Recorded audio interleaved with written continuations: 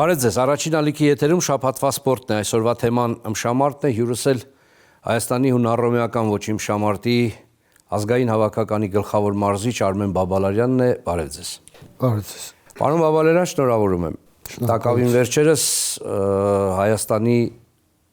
23 տարեկանների հավաքականը Սերբիայում կայացած մինչև 23 տարեկանների Եվրոպայի առաջնությունում թիմային հաշվարկում գրավեց երկրորդ տեղը, զիջելով միայն Ռուսաստանի հավաքականին։ Ինչի արդյունք է սա։ Բնականաբար թե թիմի մարզիկների, թե անձնական մարզիչների եւ թե ազգային հավաքականի մարզիչների քրտնաջան աշխատանքի շնորհիվ բնականաբար լինում է այսպիսի հաջողություններ առանց համատեղ աշխատանքների հնարավոր չի լինենալ բարձր արդյունքներ։ Շատ լավ, պարոն Բաբալարյան, գործընկերներս տեսանյութ են պատրաստել մեր ըմբիշների ելույթների մասին։ Դիտենք, հետո վերադառնանք քննարկենք։ Շատ բարի, դիտենք։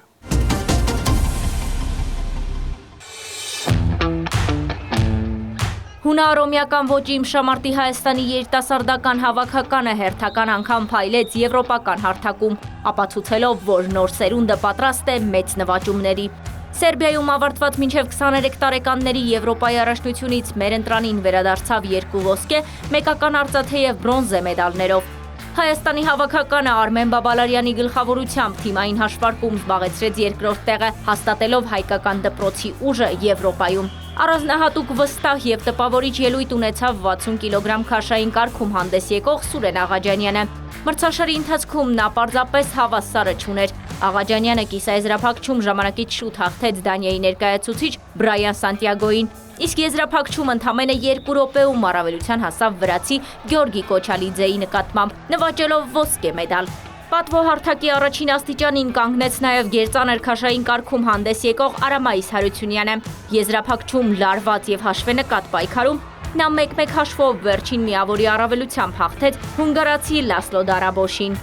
Մրցաշարի ամենալարված գոտեմարտերից մեկը գրանցվեց 77 կիլոգրամ քաշային կարգում, որտեղ Սամվել Տերտերյանը մինչև վերջին վայրկյանը պայքարեց ոսկու համար։ Սակայն հավասար 1-1 հաշվով գոտեմարտում նա զիջեց Ռուսաստանի ներկայացուցիչ Դանիլ Գրիգորևին և դարձավ արծաթե մեդալակիր։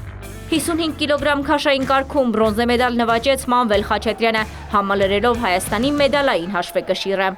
72 կիլոգրամ քաշային Աշոտ Խաչատրյանը հասավ սփոփիչ գոտեմարտերի, սակայն բրոնզի համար պայքարում պարտվեց, իսկ 67 կիլոգրամ քաշային Յուրի Քովեյանը ավարտեց ելույթները սփոփիչ գոտեմարտի փուլում։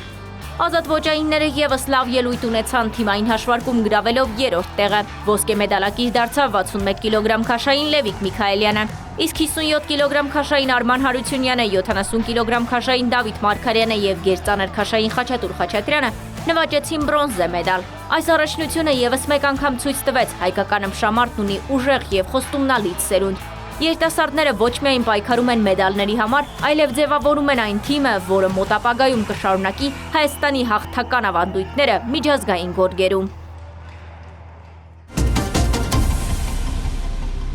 Եվ այսպես, պարոն Բաբալարյան, 23 տարեկանների Եվրոպայի առաջնություն, Սերբիա 60 կիլոգրամ քաշային կարգ ու Սուրեն Աղաջանյան։ Հիացրեց ուղղակի իր վստահ ելույթով, իր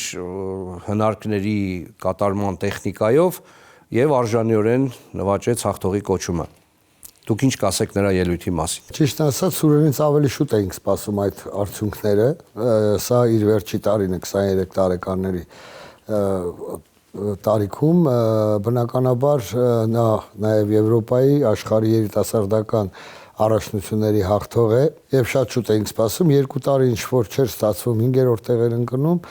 եւ անցած տարի, այսպես ասած, ինչպես ինքն է ասում, սառույցը կոտրվեց, աշխարհի առաջնությունում գրավեց բրոնզե մեդալ, թեկուզ դա էլ քիչ էր Սուրենի նման մարզիկի համար եւ վերջապես այս տարի անցկացնելով 4 գոտեմարտ հաջորդաբար ֆրանսիացի, ուկրաինացի, դանիացի, ֆրանսիացի, վրացի։ Վրացին եզրափակիչում, 4-3-ը ես ասեցի, մինչև եզրափակիչ եւ եզրափակիչում վրացի ըմբիշներին բոլորին էլ միավորների բացարձակ հաղթանակով, բայց շատ դեռ աշխատելու տեղ կա, որովհետեւ Սուրենի մոտ ինչ որ մի պահ ստացվեց Լեհ ըմբիշի հետ, ասենք 3-1 հաղթանակի դեպքում հաղթում էր սխալ գործողություն կատարեց եւ թուլացավ, քանի որ մրցավարական սուլիս չկար եւ ստացվեց այնպես, որ այդ հնարքը գնահատվեց մրցավարների կողմից եւ Սուրենը թուլացավ եւ այնտեղ էլի հնարք կատարեց ծնկած դիրքից Լեհեմբիշը եւ հաշիվը դարձավ 8-3։ Թեկուզ ես վստահ էի, որ դա հաշվի մեջ ոչինչ չի փոխելու, Սուրենն էլի ախտելու, բայց կարող էր պատահել այնպես լիներ, որ 8 միավորի տարբերություն ունենար եւ մաքուր հաղթանակ լիներ, թուլանալու առումով եմ ասում եւ կրկնում եմ, որ նման պահին թուլանալը, դա ես իր հետ խոսել եմ, առանձին էլ խոսեմ եւ դրա վրա մենք շատ ուշադիր պետք է աշխատենք Սուրենի հետ Գոտեմարտն ավարտվում է եզրափակիչ Սուլիչով։ Սուլիչով եւ Սուլիչով ավարտվում է, շատ անգամ ենք իրեն ասել, իսկ ասեմ, որ եթե ավելի կայուն կանգնող խմբիչ լիներ, շատ դժվար կլիներ այդ Գոտեմարտը հետ բերել։ Բոլոր դեպքերում Սուրենը հետ բերեց այդ Գոտեմարտը եւ եզրափակիչում էլ շատ վստահ միավորների բացարձակ առավելությամբ հաղթեց վրացի իմբիշին եւ գրավեց առաջին։ Սուրենը նաեւ ազգային հավաքականում առաջին համարն է եւ հավանաբար կլինի Եվրոպայի առաջացնում։ Մեծահասակների առաջնությանը մասնակցելու այս տարի Սուրեն Աղաջանյանը, քանի որ տարիքային հարաբերությունները մենք մեզ մոտ ունենք մեծահասակների աշխարհի առաջնության բրոնզե մեդալակիր Հրաչյա Պողոսյանը, ունենք օլիմպիական խաղերի այդ քաշային մասնակից Արմեն Մելիքյանը, որին հաղթել է Սուրենը, եւ կարծես այս տարի ինչ-որ երիտասարդական ավելի շատ տղաներ են մասնակցելու Եվրոպայի առաջնությանը։ Գերծանրքաշային կարգում Յուրի Պատրիկեևից հետո կարծես թե մենք ունեինք Դավիթ Օվասապյան, Դավիթը շատ մոտ էր, անընդհատ մի քայլ չէր բավականացնում, բայց այդպես էլ չստացվեց այն, ինչ նրանից սպասում էինք։ Ու հիմա եկավ Արամայիս Հարությունյանի Ես ավելացնեմ ձեր ասածը, գերծանրքաշային կարգում 130 կիլոգրամում մենք ունենք արդեն աշխարհի 2 մրցանակակիրներ, դա Ալբերտ Վարդանյանն է, դա նախանցած տարվա 23 տարեկանների աշխարհի առաջնության, անցած տարվա Ռազմիկ Քուրդյանը աշխարհի փոխ-չեմպիոն եղավ եւ այս տարի Արամ Հարությունյանը Եվրոպայի չեմպիոն։ Մի հոգի չունենք, 3 հոգի ունենք։ Ուզում եմ ասել, որ ես հենց դա էի նկատի ունեի, որ ունենք պայքար այդ քաշային կարգում, ունենք իրար հետ կռվող մրցակցային եւ հետեւաբար աճի հնարավորություն ունեցող ըմբիշներ, ովքեր կարողանում են բարելավել իրենց վիճակը միմյանց հետ մրցակցելով եւ դրա արդյունքն էր նաեւ այն, որ մենք ունեցանք 23 տարեկանների Եվրոպայի առաջնության հաղթող։ Գոտեմարտի որակից գոհ եք։ Գիտեք, Արամայիս Հարությունյանի Գոտեմարտերից ինչով եմ գոհ, նախ ինքը կանգնած դիրքից շատ ակտիվ մարդ է վարում եւ գոհ եմ իրանից այնքանով, որ ինչ առաջադրանք իր դեմը դրվեց մարշչական կոլեկտիվի կողմից, ինքը համարյա բոլոր ամեն ինչ կատարեց եւ եզրափակիչում էլ դա ապացուցվեց աշխարհի Եվրոպայի երիտասարդական առաջնությունների հաղթող հունգարացի իմբիշի հետ կիսա եզրափակիչում ռուս իմբիշի հետ, որը եւ աշխարհի մրցանակակիր է երիտասարդական մի խոսքով նրանից այնքանով եմ գոհ, որ ինքը բոլոր իր դեմ դրած առաջադրանքները կատարեց։ Հունգարացին իսկապես զորեղ ըմբիշեր, ընդհանրապես հունգարացիները ծանր քաշում, մանավանդ ֆիզիկապես շատ պինդ են լինում, կանգնող, ես հիշում եմ Յուրի Պատրիկեևի հաղթանակը Միխայել Դեգբաշի նկատմամբ 2007 թվականի Բաքվում կայացած աշխարհի առաջնությունում բացահայտ հաղթանակի հասավ ու Գոտեմարտից առաջ ինձ ասաց, որ եթե հաղթեմ, պիտի արագ հաղթեմ, որովհետև ինքը շատ դիմացկուն է ու ֆիզիկապես պինդ։ Այսինքն, եթե տեխնիկապես ինչ-որտեղ զիջում են, ֆիզիկապես շատ պինդ են։ Ու այստեղ Արամայիս Հարությունյանի հաղթանակը ավելի է կարևոր։ Այս պարագայում Արամայիս Հարությունյանը ֆիզիկապես այդ կարգի չէ, բայց ֆունկցիոնալ շատ բարձր մակարդակի վրա է գտնվում։ Շատ երկրներ տարբեր վերաբերմունք ունեն մինչև 23 տարեկանների առաջնությունների հանդեպ։ Երկրներ կան, որ այն շատ կարևորում են, գալիս են իրենց լավ կազմով, շատերը ըմբիշներից հենց ազգային հավաքականի տղաներ են, ովքեր դեռ 23 տարեկան են եւ բերում են մասնակցության, բայց շատ երկրներ էլ իմիջայլոց են նայում այս մրցմանը։ Ինչու է այդպես։ Ասեմ, որ նախքան 23 տարեկանների Եվրոպայի եւ աշխարհի առաջնությունների մտցնելը միջազգային ֆեդերացիայի կողմից լինում էր ինչ, այսինքն 18-ից 20 տարեկանում մարզիկները մասնակցում են երիտասարդական առաջնություններում եւ այդ 3 տարին բնականաբար դժվար էր լինում իրանց համար, ասենք հատուկ այդ մատիկ Արտուր Ալեքսանյան, չգիտեմ այնտեղ այլ երկրներում ովքեր ունեն Իրանում խոսքի Համիդ Սուրյան այդ տարիքում որ կարողանում են կոտրել Սառույցի եւ տեղափոխվել մեծահասակների հավաքականի կազմ եւ շատ ֆեդերացիաների անունից առաջարկություն եղավ միջազգային ֆեդերացիային որ այդ տարիքային Ձյուդոն սկսեց մինչև 23 տարեկանների այդ տարիքայինում ինչ-որ մրցումներ պետք է ներդրվի, որպեսզի մարզիկները չթողնեն սպորտը, մարզիկները չկարողանան հեռանալ, եթե արդյունքներ չէին անում, շատերը թողնում են սպորտը, բայց հիմա հնարավորություն ընձեռնեց մարզիկներին այդ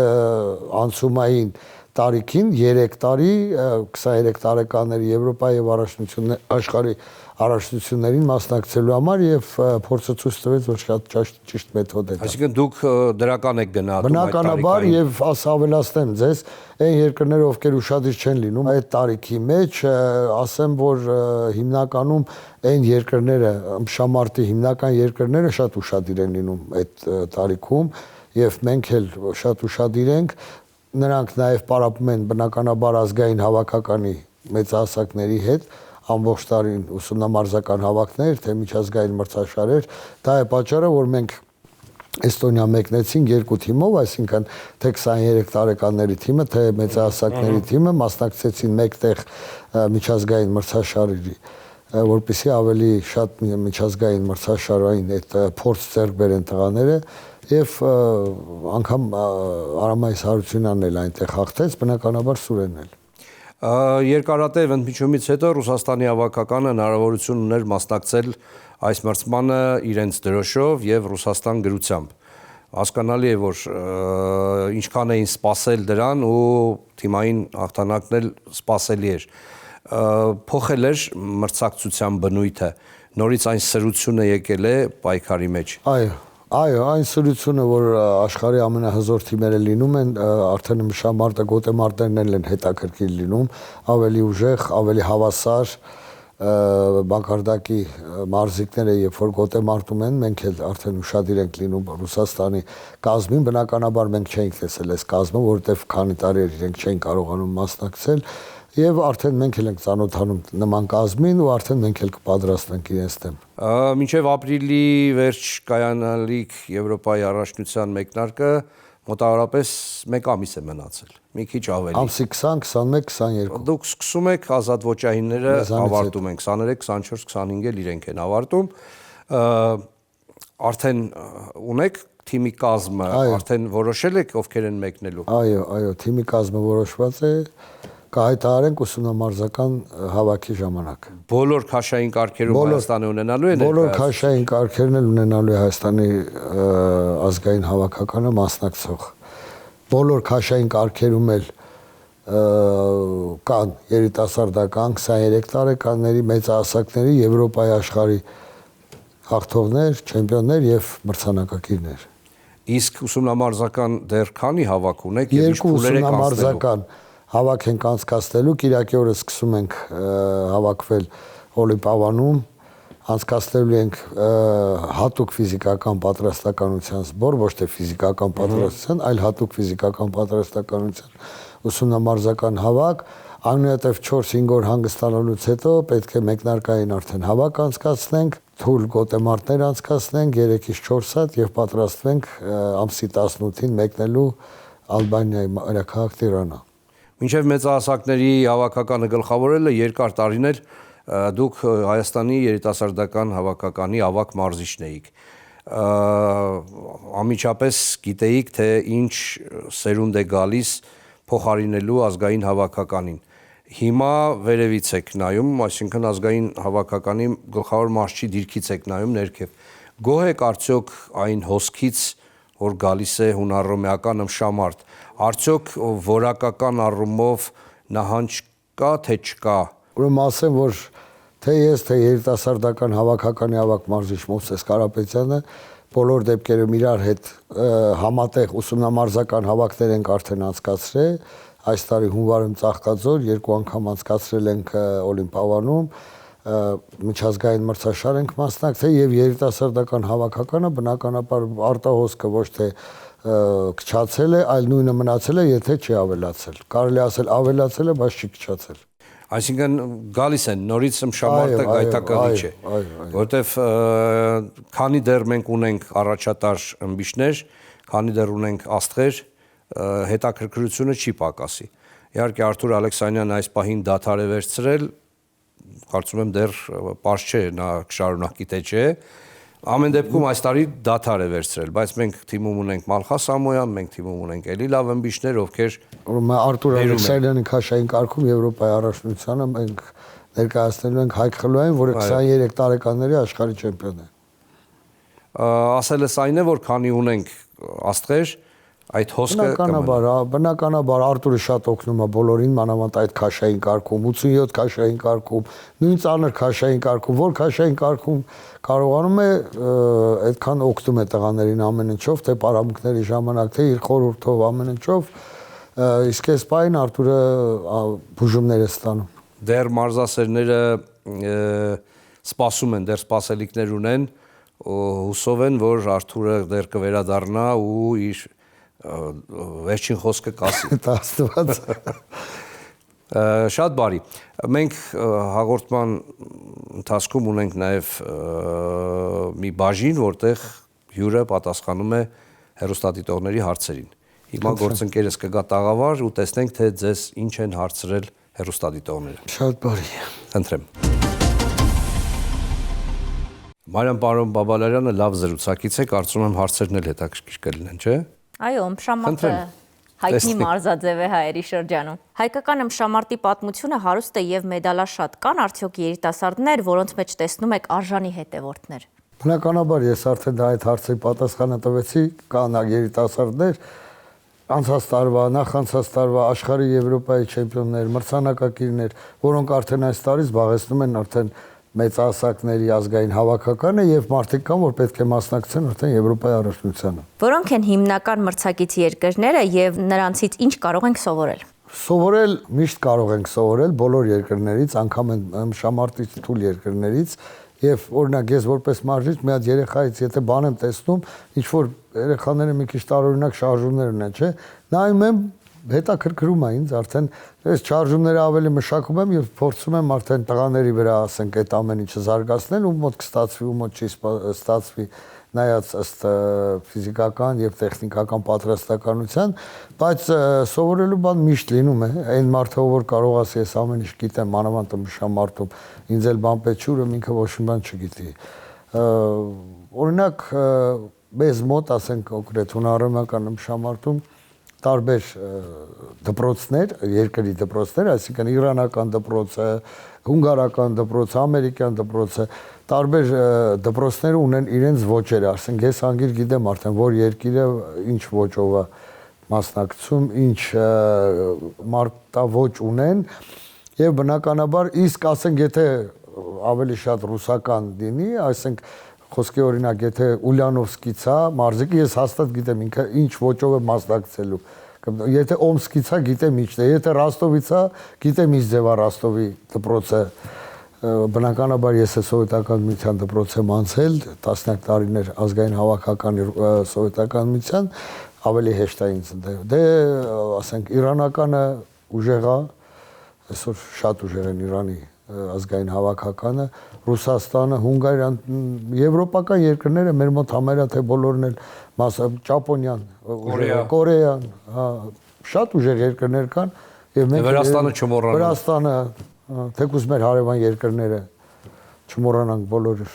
ըմբշամարտի երկրներ են բոլոր միջինասիական երկրները հիմա ղրղզները, ուզբեկները արդեն ավելացրել են եւ շատ լավ մարզիկներ ունեն։ Հեռուստադիտողին հետաքրքրում է ով կամ ինչն է ամենաշատը ազդել ձեր մարզչական փիլիսոփայության վրա։ Մարզչական աշխատանքը եթե փիլիսոփայության կարենք անվանենք, ես երևի չէի անվանել փիլիսոփայություն, երևի ավելի շատ կանվանեի մանկավարժական գործ, դաստիարակչական գործ, ազգին նվիրված գործ, ազգին ավելի լավ առողջ եւ պիտանի մարդիկ պատրաստել, եթե չի հաջողվում ավելի շատ արդյունքներ ունենալ։ Փիլիսոփայականը երևի մարզականի հետ կապ չունի ստում։ Իսկ ումից եք օրինակ վերցրել որպես մարզիչ։ Օրինակ եմ վերցրել իմ մարզիչներից, իմ սկսած իմ առաջի ու վերջի մարզիչ Էդվարդ Սահակյանից, որը ազգային հավաքականը գլխավորել է երկար տարիներ Հարություն Խաչատրյանից, Արամ Սարգսյանից, հայկական Սապունով Գենադի, Ռուստեմ Կազակով, իմ ազգային հավաքականի եւ Խորհրդային Սովետական Միության ազգային հավաքականի բոլոր մարզիչներից, իհարկե միանշանակ բոլոր մարզիչներն էլ մարզիչներ են եղել, Մենք պարապել ենք իմ պարապած տարիներին, ես այդպես թույլ մարզիչ չեմ տեսել, բոլորն էլ են եղել։ Ինչ խորհուրդ կտաք երիտասարդներին, որոնք ուզում են զբաղվել ըմբշամարտով։ Զբաղվել ըմբշամարտով, միմիայն զբաղվել ըմբշամարտով, լինել առողջ ամենակարևորը, ու ազգին նվիրյալ եւ կատարել իրենց բոլոր պարտականությունները, ինչ որ իրենց դեմ կդնեն իրենց մարզիչները։ Որն է ձեր կյանքի ամենամեծ մարտահրավերը, որը հաղթահարել եք։ Մենք հենց մինչև այլ հաղթահարում ենք ու հաղթահարելու ունենք։ Լավ, եւ վերջին հարցը։ Ինչ ակնկալիքներ ունեք առաջիկա Եվրոպայի եւ աշխարհի առաջնությունների։ Ես ակնկալիքների մասին բացարձակապես երբեք չեմ սիրում խոսել, ասել եմ մեկ անգամ էլ կասեմ, մեր սպորտաձևը դա սպրինտ չի, ծանրամարտ չի, որ ասենք Եվրոպայի առաջնությունում, ասենք այդտեղյալ քաշային կարգը, այս քաշային կարգով կարող է հաղթել դուրս գալ։ Մեր մոտ ոչ կայուն մարզաձև է, ոչ կայուն ստաբիլ վիճակ, մեկը ձախ, մեկը աջ, մեկը ներքև, մեկը վերև, մրցավարի Սուլիչ, լիքը ասեցի, չէ՞ նոր Աղաջանասուրենը Սուլիչը չլսեց եւ 5 միավոր առավելություն տվեց հակառակորդին, բայց կարողացավ հետ բերել Գոտեմարտը։ Այնպես որ համաձայն չեմ դրան։ Շնորհակալ եմ անկեղծ պատասխանների համար։ Ես էլ տեսնանից։ Պարոն Բաբալարյան, հաջողությունը նաև պարտավորեցնող է ու երբ ունենում ես հաջողություն, երկրպագուները ավելի մեծ ակնկալիքներ են սկսում ունենալ ու սպասումները մեծ են լինում։ Ձեզ մաղթում եմ, որ առաջիկա Եվրոպայի առաջնությունը նույնպես հաջողակ լինի ու արդարացնեք ձեր բոլոր երկրպագուների սպասելիքները։ Շնորհակալություն, ես էլ իմ անունից մարզչական շտաբից օֆիցիալ հայտարարում եմ, որ չգիտեմ ինչ կլինի, բայց բոլոր դեպքերում մարզիչները եւ մարզիկները կանեն ամեն ինչ, որ ամենաբարձր պարգևները գրավեն Եվրոպայի առաջնությանը եւ ուրախացնեն մեր ազգին։ Սիրելի բարեկամներ, թեման ըմբշամարտն էր, հյուրս էլ Հայաստանի հունարոմեական ոճի ըմբշամարտի ազգային հավաքականի գլխավոր մարզիչ Արմեն Բաբալարյանն էր, ցտեսություն եւ ամենայն բարիք ձեզ։